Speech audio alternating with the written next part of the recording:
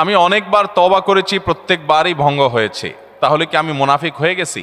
না ভাই, তওবা হওয়ার পর তওবা ভেঙে যাওয়াটা অস্বাভাবিক নয়। আপনারা খুশি হবেন শুনে, আমাদের রব আল্লাহ রাব্বুল আলামিনের একটা গুণবাচক নাম হলো তাওয়াব। কি নাম ভাই? তাওয়াবের মানে জানেন? আল্লাহু আকবার। রিপিটেডলি, বারবার যিনি বান্দার তওবা কবুল করেন। এই জন্য ভাই, একবার গুনাহ হয়ে গেছে, আল্লাহর কাছে তওবা করেছেন, চেষ্টা করছেন যে আর যেন না হয়, কিন্তু আবার শয়তান কাত করে ফেলে দিয়েছে, আবারও তওবা করে ফেলবেন এবং দুর্বল হবেন না। এখানে ইবলিস আপনাকে বলবে, তুই এতবার একই কাজ করে তওবা করছস আল্লাহর কাছে, আবার কোন মুখে তওবা করবি? থাক, বাদ দে। আপনার তওবা থেকে দূরে সরাবে। এটা হলো শয়তানের সবচেয়ে বড় অস্ত্র। কখনো নিরাশ হওয়া যাবে না। তওবা আগের বারের চাইতে পরের বারটা আরো স্ট্রং করবেন, যে ঠিক আছে আগের বারটা তওবা আমি দুর্বল ছিল, এটাকে আরো স্ট্রং করব, চেষ্টা করবো না ইনশাআল্লাহ। তাহলে তওবা বারবার করতে হবে, বারবার করতে হবে। ভেঙে গেলে আরো শক্ত হার্ডলি তওবা করতে হবে, নিজের প্রতি নিজে শাসন চালাতে হবে, এভাবে ইনশাআল্লাহ সামনে আগাইতে হবে।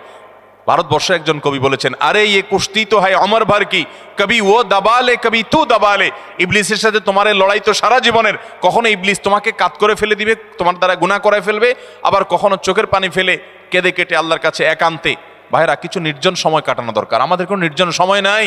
নির্জন সময় হলে ওই মোবাইলে আমরা ঢুকে পড়ি, মোবাইল টোবাইল বন্ধ করে ফেলে দিনে রাতে 24 ঘন্টার ভিতরে 5 ওয়াক্ত নামাজের পরে আগে যে কোনো সময় অন্তত 2-4-5টা মিনিট একটু চিন্তা ভাবনা করবেন, একটু নিজের হিসাব মিলাবেন, আল্লাহর সাথে কথা বলবেন।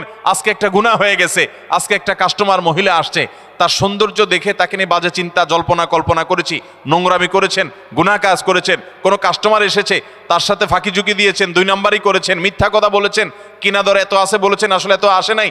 এই যে মিথ্যা বলেছেন কয়টা টাকার জন্য, এই টাকা দুনিয়াতে থেকে যাবে, মিথ্যাটা আপনার আমলনামা যুক্ত হয়ে আখিরাতে যাবে। এইসব কথা চিন্তা করে আল্লাহর কাছে চোখের পানি ফেলে একান্তে, আল্লাহ করে ফেলেছি আজকে শয়তানের পালায় পড়ে, আল্লাহ খেয়াল ছিল না, আপনি মাফ করে দেন।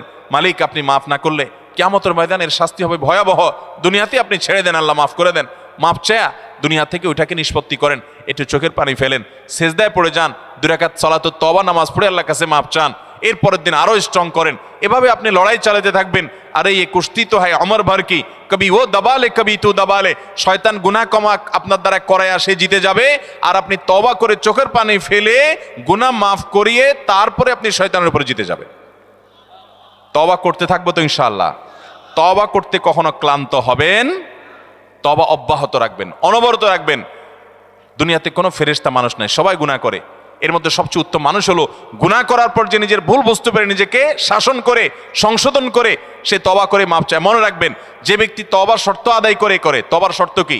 তওবার শর্ত হলো যে কাজটা করেছি গুনার কাজ, এটার জন্য নিজেকে নিজে শাসন করলাম, কেন আমি এত নিকৃষ্ট কাজ করলাম, আল্লাহ আমার প্রতি কত ইহসান করেছেন, কত অনুগ্রহ করেছেন, আমার জীবনে কত বিপদ এসেছে, আল্লাহ উদ্ধার করেছেন, তাহলে আমি কেন এই গুনার কাজটা করলাম? নিজেকে শাসন করা, ভবিষ্যতে না করার পরিকল্পনা করা, লজ্জিত হয়ে চোখের পানি ফেলে আল্লাহর কাছে মাপ চাওয়া, এই কাজটা যদি আপনি বারবার করেন, আপনি নিশ্চিত থাকতে পারেন আপনার তওবা দিন দিন আস্তে আস্তে স্ট্রং হবে এবং একটা সময় আপনি গুনাহ ছাড়তে পারবেন ইনশাআল্লাহ।